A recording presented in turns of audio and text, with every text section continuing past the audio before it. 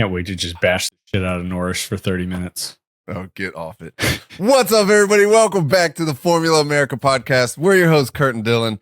And I got to say, I'm pretty damn disappointed. And first off, congratulations, Charles Leclerc. Congratulations, Ferrari. What a great win. Everybody's a Tifosi win.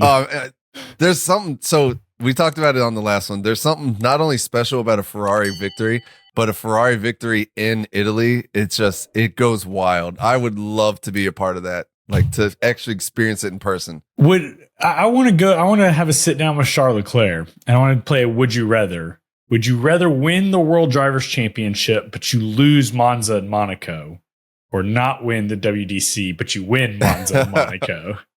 Man, I don't know, because even he said it afterwards. He was like, you know, the two races you really want to win, at least for him, is Monaco and Monza.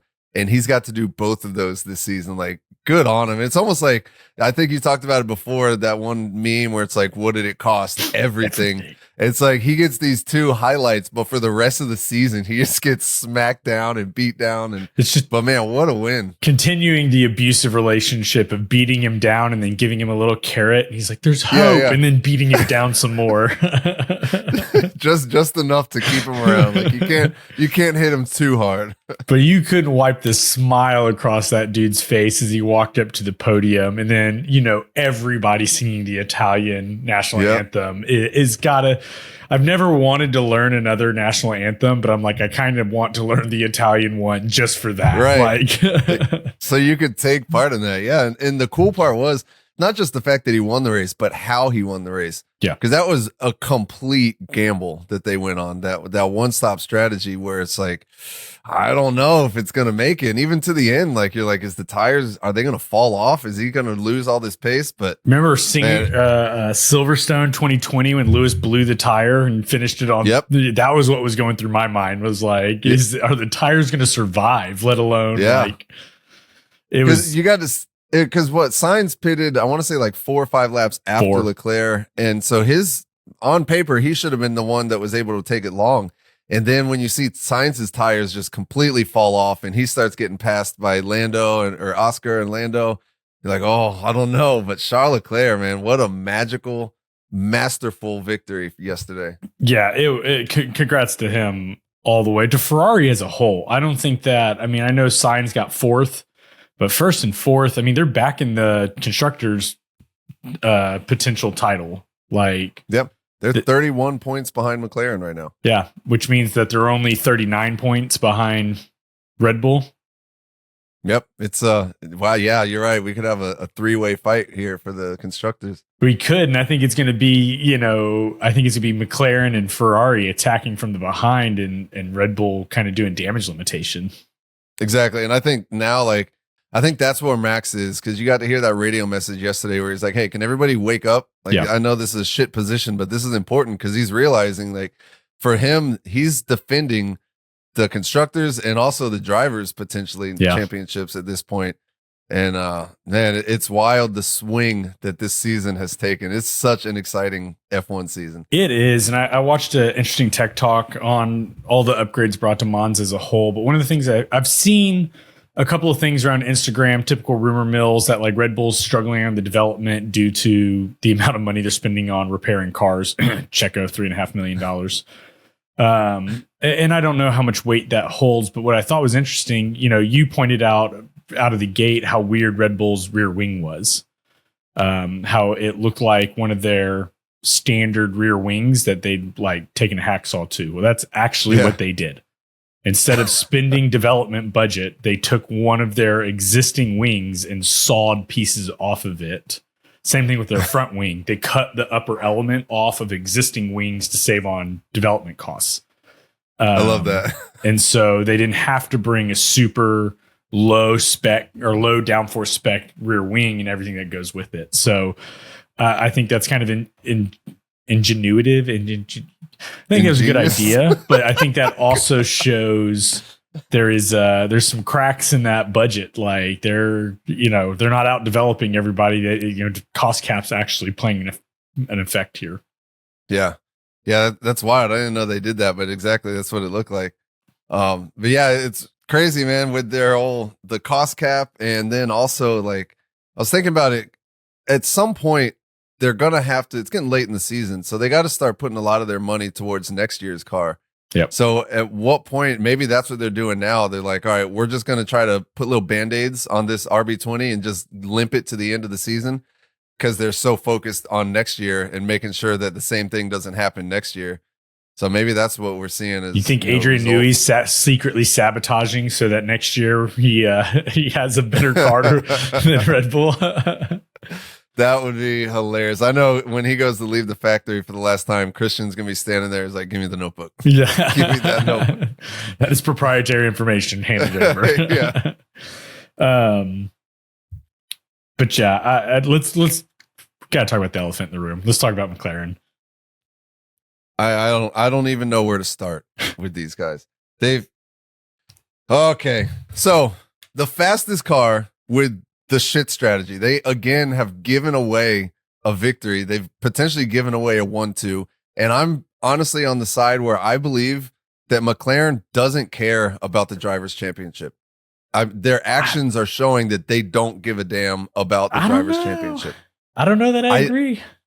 I don't know how you couldn't agree. They've had the opportunity now. They've got Lando, who actually has a legitimate shot now. You got to see it in quali when Max is down in, what do you qualify, P7, I think, or something like that. Mm-hmm. So Max is not even really that much in the fight.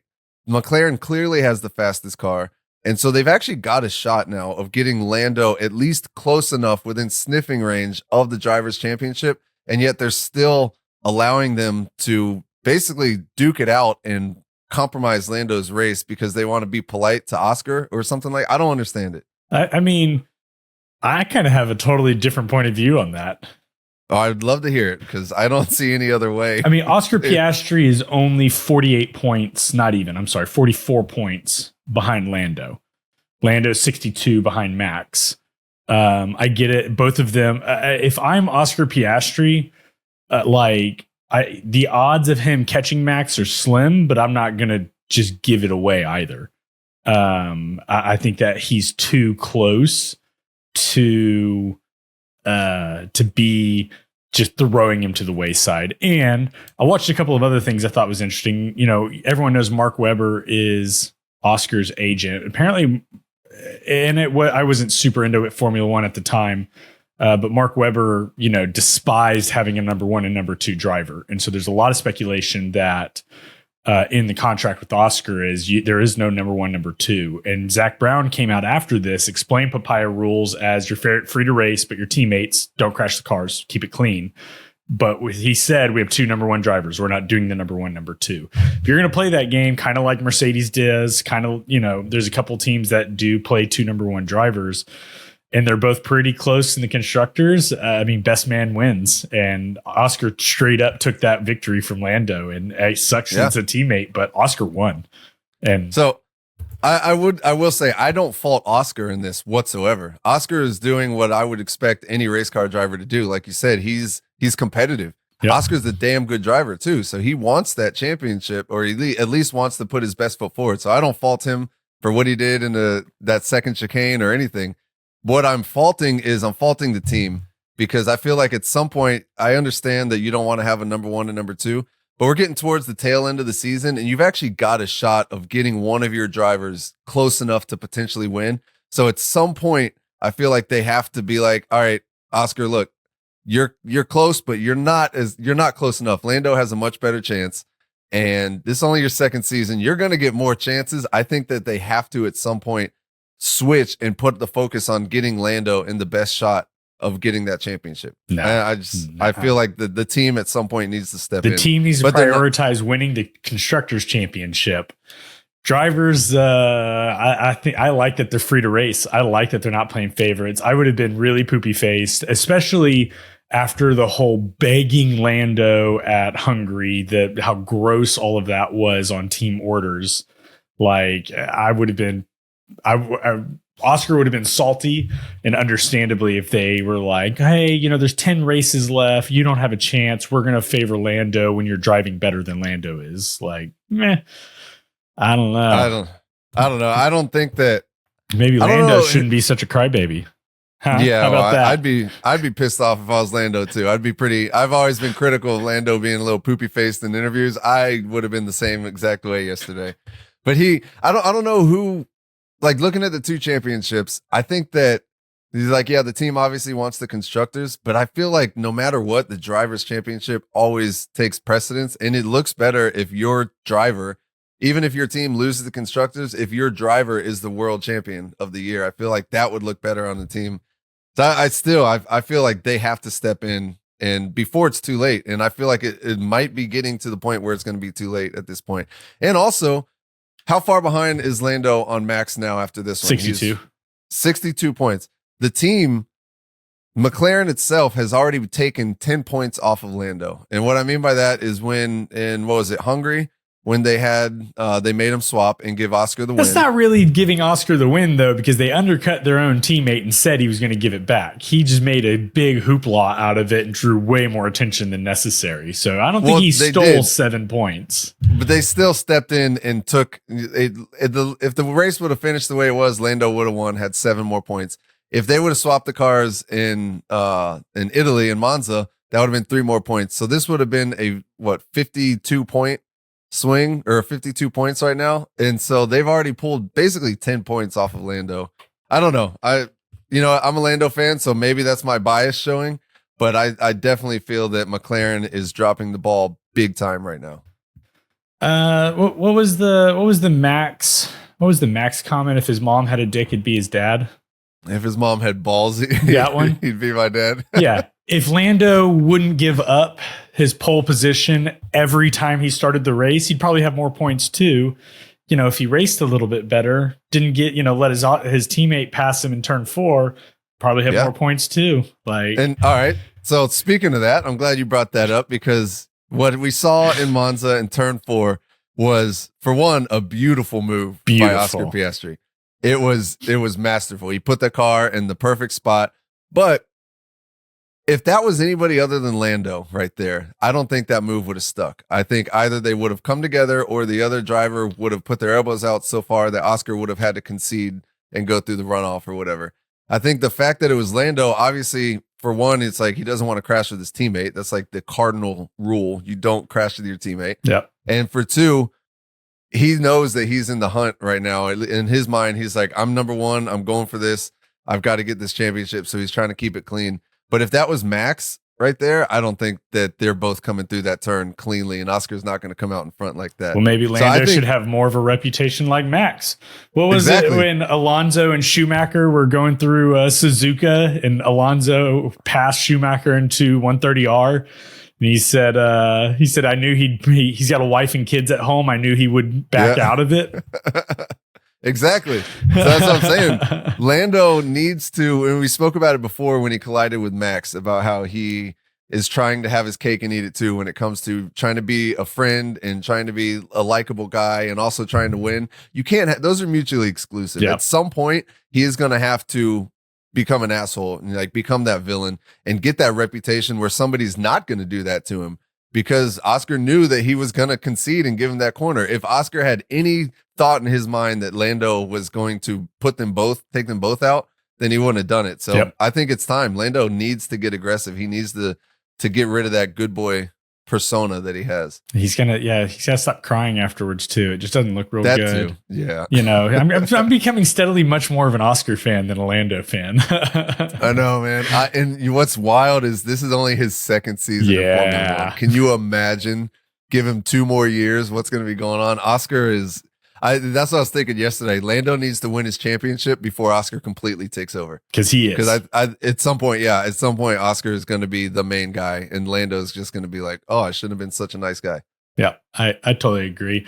I will say, going to McLaren as a whole, 2-stop versus a 1-stop, I think that I don't think that McLaren shot themselves in the foot with shit strategy like they usually do. I think that the 2-stop really had a lot of merit. And when Ferrari reacted to them and pitted Sainz and Leclerc so early, Leclerc was mad about it. He was like, "Why? We're already undercut. Why are we?" Like, Ferrari kind of jacked their strategy up early. They could have sent Leclerc a little bit longer. He was already undercut. throw the hards on and go for the one stopper. As I think was their plan from the get-go. But when they were interviewing Russell and a couple others afterwards, the plan was always a two-stopper. Everyone thought that was going to be the fastest, and more cars actually did a one-stop than a two-stop. But I didn't think McLaren really shot themselves in the foot. I think that Ferrari just outstrategied them. I don't think it was, they did bad. I think Ferrari just did good. Like, what's funny is I look at it as McLaren had a decent strategy. Yeah. I feel like Ferrari screwed up the strategy by, like you said, reacting and pitting Leclerc too soon. And then Leclerc just made the most out of it and luckily was able to salvage it. Because I think Ferrari's original idea was they're going to go in with a two-stop as well. And then they're just, as it went on and on and on, they're like, oh, maybe we can make this work. I'm so glad it worked out for them. Yeah. But yeah, I think that I was thinking about it. Yeah, McLaren didn't do a bad strategy this time. I think they got the strategy right. Just Ferrari gambled and it paid off. And they won for it. I mean, Sainz got kind of hung out. He got dropped back to fourth, but if he pitted, he would have come out in front of Lewis and been fourth place anyway. So yeah, kind of sucks for Sainz, but that one is what it is. I don't think he's going to be too upset about that. But the Leclerc though was awesome. Good for him. Yeah, Ferrari won with the right car. Yeah, I think. Yeah, I totally agree. What else did we say we were going to talk about? Let's talk about Franco, man. Dude, great weekend for him. All he had to do was just come out and not crash the car, and that would have been a success. But the guy comes out, and after Danny's penalty, winds up in 12th place. Yeah, on merit. One position off of Logan's best all year. Logan came in 11th in Silverstone, and Franco comes out there one race and puts it up into 12th. And we're joking about if he would have scored points. And I'm like watching it throughout the race. I'm like, he's there. Like, he's so close. And K-Mag and a couple others are getting some penalties. Like, this is, I think I cannot imagine having to clean out the inside of that car when he dipped the tire in quali in Q1 into that gravel, and how bad that oversteer was and how bad that snap was. There's poo everywhere, as Jeremy Clarkson always says. Like, one thing I found super hilarious was James Vowles did his post-race thing that he always puts out on Instagram. And he was talking about it, and he was saying that there's an air of relief or something like that around the garage. And I was like, yeah, because all the mechanics are like, oh, we might not have to completely rebuild the car this weekend from now that scratch. Logan's not there. Those guys, I know they had a toast as soon as Logan left. They're like, take a rest, boys. And then, Williams as a whole, Albon getting 9th place, he qualified P9 and he held on to it the whole time. I mean, everybody in front was the top cars. Like, he didn't have any chance of catching them. I say that he was only 13 seconds behind Perez, but from K-Mag doing everything he could to play Mario Kart and take everybody out, to Alonso running Albon down there at the end. Like, I thought that Albon did a great job as well. Like, good points finish. Yeah, Albon did really well. And they were talking about how, they last week in Zandvoort, they had a decent enough showing, which was a very high downforce track. And then you had a very low downforce track this weekend. And again, like you said, Albon did amazing there. So it's only been a couple races now, but it feels like maybe there's a positive swing for Williams right now. We all hope which is good. Danny, I'm sitting here looking at the results page, and Danny Ricciardo having dropped down because of that extra time penalty. Dude, when that mechanic grabbed the front wing and then jumped off of it, you're just like, bro. Yeah.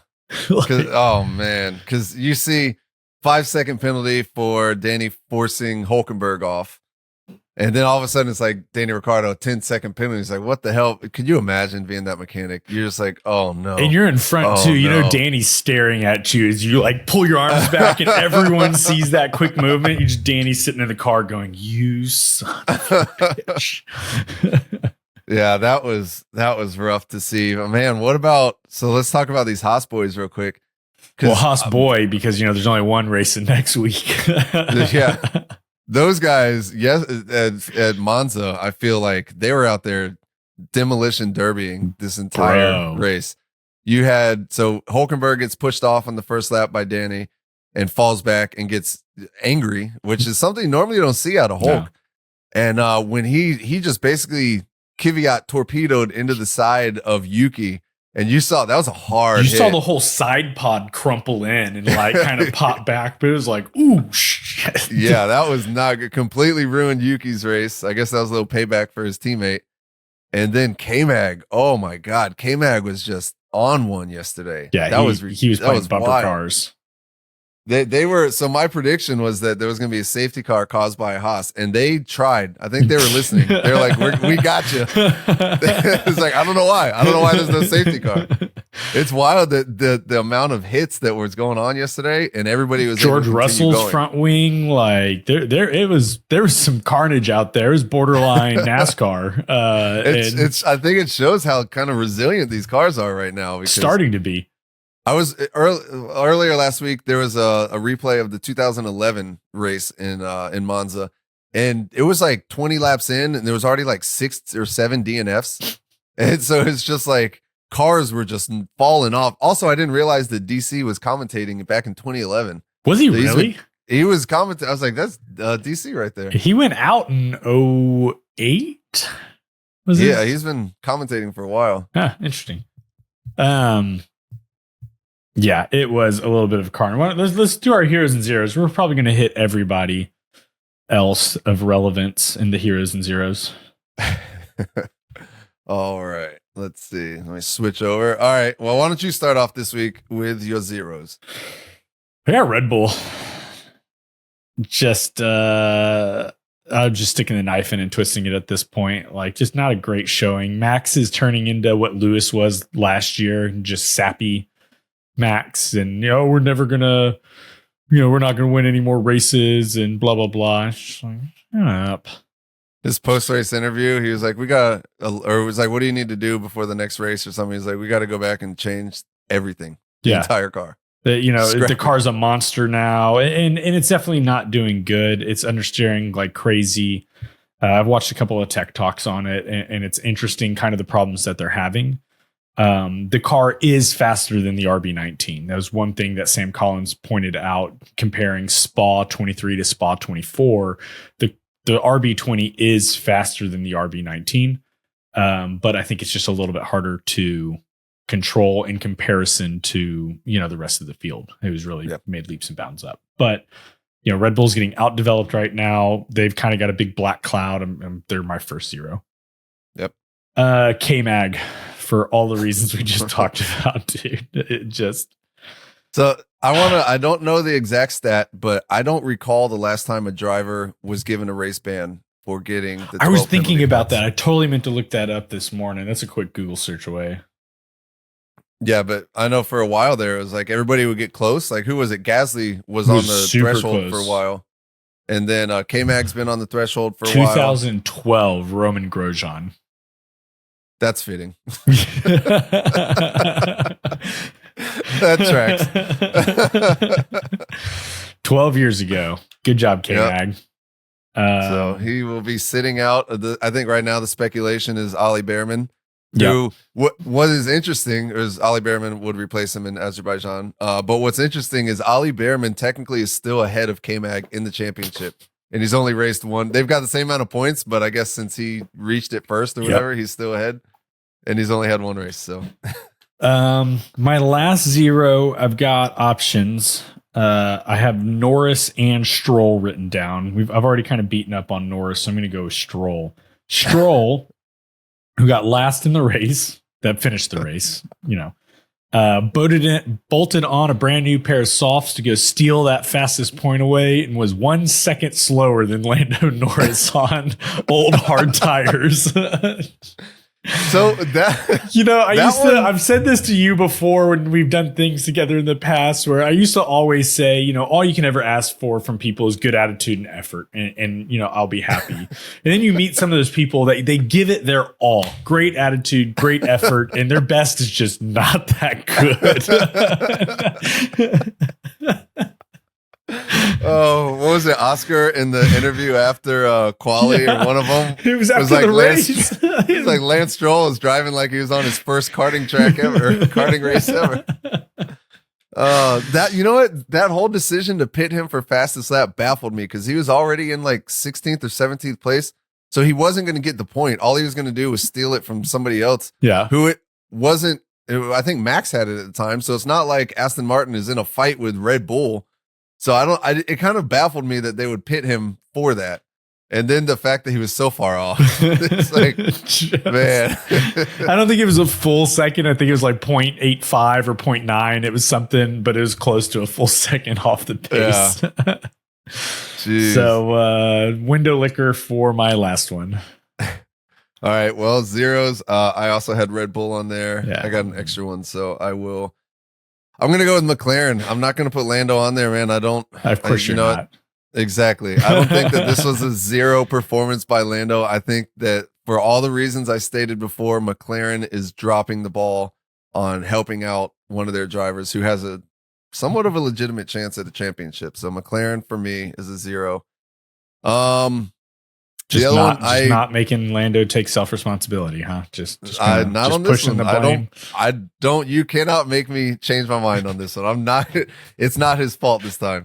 I've put him on my zeros before, right? I've been fair. It is his fault. McLaren's he got passed by his teammate on the first lap while he was in front. Well, because he didn't want to crash, but I hopefully we'll see a new. I want Lando to show up to Baku just full black, head to toe, and just like a hoodie on, and just like. There go emo status. Yeah, exactly.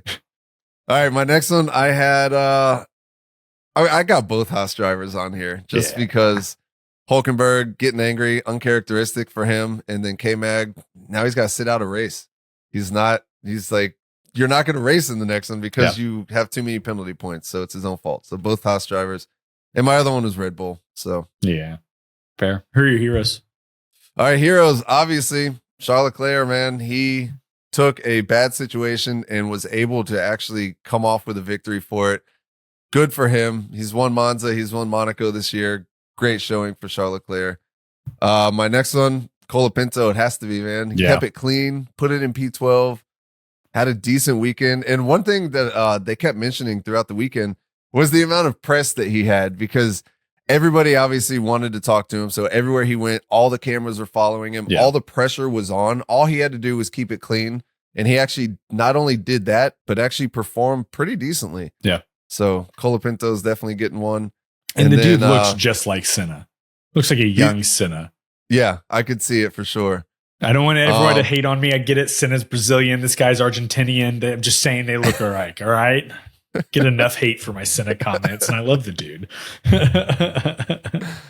All right, and my last hero, Oscar Piastri, man. I got to give it to him. I think that he drove one hell of a race.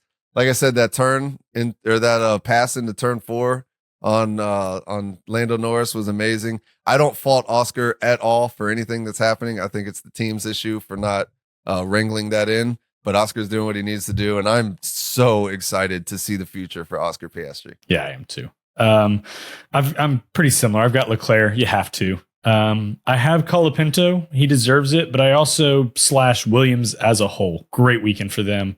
2 points from Albon. Colapinto, great showing. Car performed really well. Just I want to highlight Colapinto, but I think Williams also deserves some extra points. And I've got Oscar Piastri as well for all the right reasons. I'm also going to slash McLaren as a whole for not stepping in and, helping the worst driver to win. They help the best driver to win. They let them race. So, I'm going to give it to McLaren as a whole. I just don't see the value in having your drivers finish second and third or second and fourth in the championship when you could have one of them finishing first. Maybe. I don't Maybe. If Lando keeps driving like this and Piastri keeps driving like this, maybe Piastri's going to pass Lando by the end of the season. Yeah, but then nobody gets it. I'm going to highlight a 0 for Lando for again having a pole position lost in the first lap. Just asterisk throw that. Oh, I don't know. Better than them crashing, I guess. I don't know. All right, but on the Williams though, I think that Williams they had like a rejuvenation. I feel like for this weekend. Maybe it's because, there's always questions about Logan. Yeah. And there was always, every time he was out on the track, you're like, oh, what's he going to do? So maybe having that pressure released is good. So Red Bull, take note, Maybe I wonder. I've seen Albon a bunch, James Vowles, but I've also seen others talk about how awesome of a person Logan Sargent is. And I wonder like how much of that added to the like, hey, this guy's got to go, but none of us want to get rid of him. Like it's a business, but everybody has had nothing but like over the top good things to say, things that you don't have to say in press conferences. Yeah. Like they've really gone out of their way to highlight what a good person Logan is. And I think that's important. I think that's hard, but I bet that also like there's all this pent up negativity of this guy's got to go, but we don't want to. And he's finally gone. I'm sure it is a breath of fresh air. It's like you were saying earlier. It's like all you got to do is have the right attitude and effort, but sometimes it's just not enough. Just not that good, Lance. And with Logan, I was looking at all Logan's finishes, and they just weren't enough. And Lance doesn't even have that good of attitude or effort, right? I'm saying that's all you can ask for. He doesn't have any of that, and he's not that good. Just poor attitude, low effort, low talent, stupid face. But he's got a father who's the boss. Yes, that always helps. All right. Predictions. I got some points. Oh, damn. I forgot about the predictions. Yeah, I'm sure you did. Don't worry. I'm going to pull up our little tracker here, see where we're at. Yeah. Forget about it. All right. For where were we? Monza, Italy. Currently leading 35-20. I feel like you're adding points somewhere. I feel like they're changing without. Definitely not. Don't worry. I'm going to need to audit that spreadsheet. All right. On poll, I think we both had Lando Norris. Yes, we did. Yeah, there's a point each. P3, I had Carlos Sainz. I had Charles Leclerc. Yeah. You know. P2, I had Max. I had Carlos Sainz. Yeah, you were calling that double Ferrari podium. I think this was a better outcome with the victory, but know, can't go wrong there. Yeah. P1, I had Norris. As did I. Yeah, so that was a swing and a miss on the whole podium. I got Williams points for my wild card. Good job. Good job. Almost got the double Williams points. I had Haas safety car, and despite their best efforts. You had originally just called safety car, which didn't even happen. I know, right? Haas safety car. That means Baku's got to have one. It's been way too long without a safety car. Except we didn't touch on the safety car needing a safety car before FP1. That's true. Yeah. How often do you see that happen? Yeah. Burt Mylander, doesn't. I think what happened was he saw an issue with those tires and wanted to highlight them because I know Burt doesn't make mistakes. There was actually I forget who it was. One of the commentators was saying that they're speculating that there was actually Kim Illman, the photographer. He was speculating there was a brake issue with the Aston Martin, which isn't a good look for Aston Martin as a company, but that's not. Oh, but yeah, the only man to have led every lap he's ever been on the track in. What a stat. So like you said, we have a week off, and then we got Baku coming up, which is going to be interesting because Baku is a very, very tight traditional street circuit, like 90-degree corners. You got that castle section that's just over basically a car's width. Yeah. And we've got two rookies on this field. So we've got Colapinto and Ollie Behrman going to be racing. Well, potentially Ollie Behrman. So... And a lot of drivers talked about how much they love this track. Leclerc was talking about how much he loves Baku. Norris mentioned it. Like, this seems to be a really liked track by a lot of the drivers. So Baku will be interesting. Checo traditionally does well here too. Does. So I believe he won this last year. Was it last year or 2 years ago? But yeah, I mean, this is a good track for Checo. It's another kind of low downforce track. So it'll be interesting to see what happens. We didn't even touch on Mercedes today, which was just kind of, I think I should throw in an honorable hero from George Russell getting taken out in turn one. And I mean, he made it all the way back up to P7. P7, I believe. Yeah. P7, like what a recovery drive by George. Lewis couldn't move from P5. He couldn't catch the Ferraris or the McLarens, but he kept Max Verstappen way back there. I mean, he finished 15 seconds ahead of Max. So kind of a bland weekend for Mercedes, but I can't believe we didn't even mention them. Yeah, no. Well, let's see. Just pulling up the results right now. We got. Doop. There we go. Max Verstappen still in the lead with 303 points. Lando Norris, 241. He's closed that gap just a little bit. And Charles Leclerc with 217 points. And now we've got McLaren on the heels of Red Bull and the constructors. 446 points for Red Bull. Yep, 8 points behind. You got McLaren. And then Ferrari sniffing around back there, 407 points. So 31 points behind McLaren. I think we might have a three-way battle. It's going to be interesting. So, like I said, we got 1 week off, and then we'll be back with Baku. But we'll be back later on in the week with a couple updates. We'll see whatever comes out. Hopefully some clarification as for who's going to drive for the Haas. And I think that might be it, though. Dylan, you got anything else? No, that's it. All right. Well, on that note, stay classy, America. We'll see you next time.